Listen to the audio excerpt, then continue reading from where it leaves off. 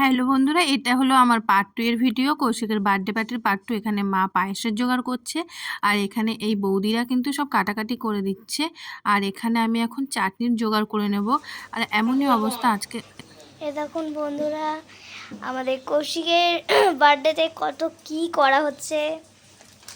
এটা আমাদের মামি, এটা রাধিকা আন্টি, মা একটু তাকাও, আর এটা আমার হলো মা।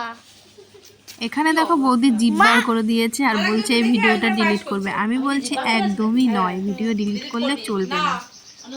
আর এ দেখো এখানে দিদাও কাজে লেগে গেছে, পায়েস করছে দিদা।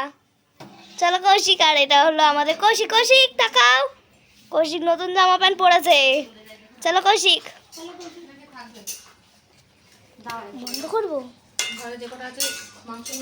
তো মোটামুটি রান্নাবান্না অর্ধেক হয়ে গেছে। এখন বাজে সন্ধে প্রায় 7:30। এখন রাইসের সব জোগাড় করে নিচ্ছে। আমি শুধু ভাবছি যদি কেউ চলে আসার, এখন এই অবস্থা আমাদের কিছুই এখনও সেরকম হয়নি।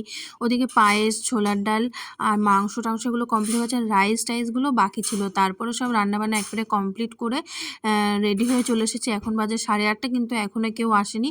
এদিকে সেই কারণে কৌশিক কান্না করছে কেউ কেন আসছে না। আর তারপরে দেখছি 9টা 9:30-র মধ্যে আস্তে আস্তে লোকজন আসতে শুরু করে দিয়েছে। সেরকম তো কাউকে কিছু বলা হয়নি, অল্প লোকের মধ্যেই করা হয়েছে, যেহেতু ঘরটাও ছোট সেরকম। আর এখন সেরকম মানে অতটা পরিস্থিতি ভালো না, তো অল্পর উপরে যা পেরেছি সেটাই করেছি। কৌশিক তো সবাইকে দেখে খুবই খুশি, আর এদিকে এরা ডান্স করছিল, আর দেখছি সবাই এমনি বসে আছে, ওরা লজ্জা পাচ্ছিল করবে না বলে। আর তারপরে এবার কেক কাটাটাও শুরু করে দেবো, যেহেতু 9:30 বেজে গেছে, অনেকটাই রাত হয়ে গেছে। বাচ্চারাও তো ওই কারণে কেকটাও কেটে নেবো। তার মধ্যে আমার এদিকে দেখছি আবার মামি ওরা আসেনি, তো বললাম একটু ওয়েট করি। তো ওয়েট করতে করতে দেখছি না, এখন প্রায় 9:45-টার কাছাকাছি। কিছু করার নেই, কেকটা কাটতেই হবে। আর এদিকে এখন কেকের জোগাড়টা করে নিই। আর এদিকে ঘরটা আমি যেমন পেরেছি সেরকমই ডেকোরেশন করেছি, কিন্তু কারণ কেউ ছিল না সেরকম, তো আমি এদিকে রান্নাও করছি আর এদিকে সব জোগাড় মানে গোছাচ্ছিলাম ঘরটা, তো সেই কারণে। তো চলো এবার কেকটা কাটি, সব জোগাড় করা হয়ে গেছে। আর ওর মাথার ক্রাউনটা বারবার পড়ে যাচ্ছে, যেহেতু অনেকটাই বড় ওর মাথা থেকে। এগুলো তো আর নির্দিষ্ট মানে ছোট বড় হয় না, একই সাইজে নির্দিষ্ট বানানো হয়, তো সেই কারণেই দেখো বেঁকে যাচ্ছে কীরকম, এই যে বেঁকে গেল। তো চলো কেকটা কাটি। কাটার পরে তারপরে আর সেরকম কিছুই হয়নি। কাটার পরে সবাইকে খাওয়া দাওয়া দিচ্ছিলাম। জানো তো নিজের ঘরে অনুষ্ঠান হলে সেরকমভাবে কোনো ভিডিও দেখানো যায় না যদি একজন না থাকে।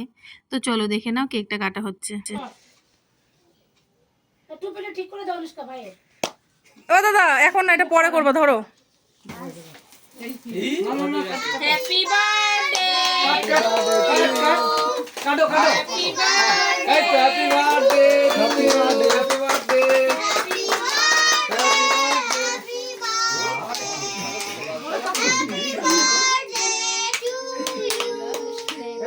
এ খাইয়ে দাও কে, এ ভাই ও কেকের ইয়ে করে দিচ্ছি, তুই খাওয়া ওকে, কেটে খাইয়ে দে, তারপর আমি সবাইকে কেটে দিই। দাঁড়া, ও আগে কেক প্রিয় মানুষ না, দাঁড়া।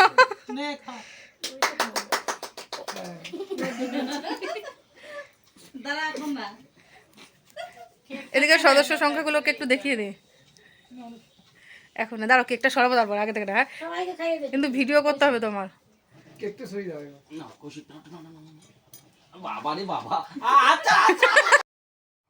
এরপরে দেখো আমি যখন স্নো স্প্রেটা করছিলাম, সবার অবস্থা দেখো, সবাই চিৎকার চেঁচামেচি করছিল।